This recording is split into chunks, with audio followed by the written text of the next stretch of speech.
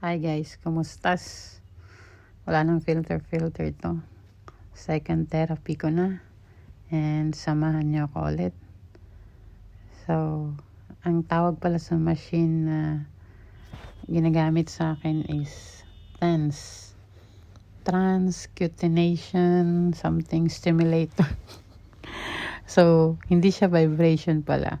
Ano siya, nag-electrify siya sa mga nerves ko or sa muscles.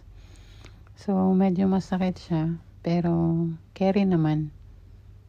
Makikita nyo talaga dito guys na damang-dama ko yung sting ng electric na umaano sa katawan ko. Kaya, dapat lang sa'yo yan kasi abusado ka. Umaaray na talaga ako dito na side kasi nga damang-dama ko na siya. Tsaka 3 beses bumabalik yung therapist ko para i-adjust yung voltage.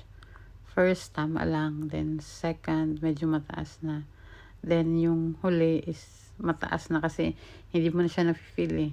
Kaya yung right side ng leg ko, medyo parang hindi ko na siya talaga ramdam.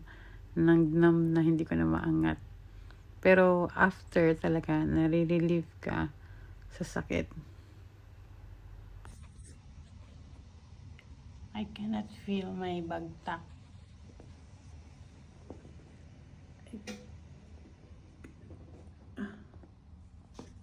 I cannot move it.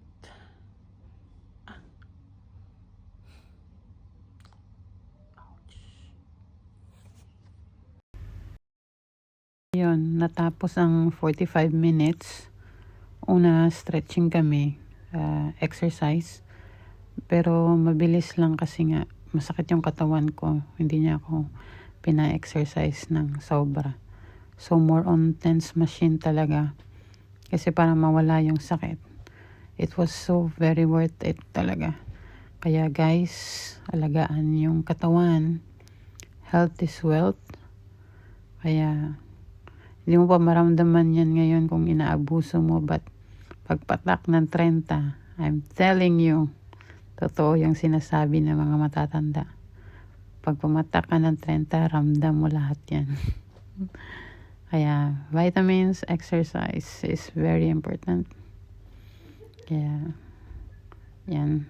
I'm just fixing myself para umuwi. Tsaka pakyut ng konti.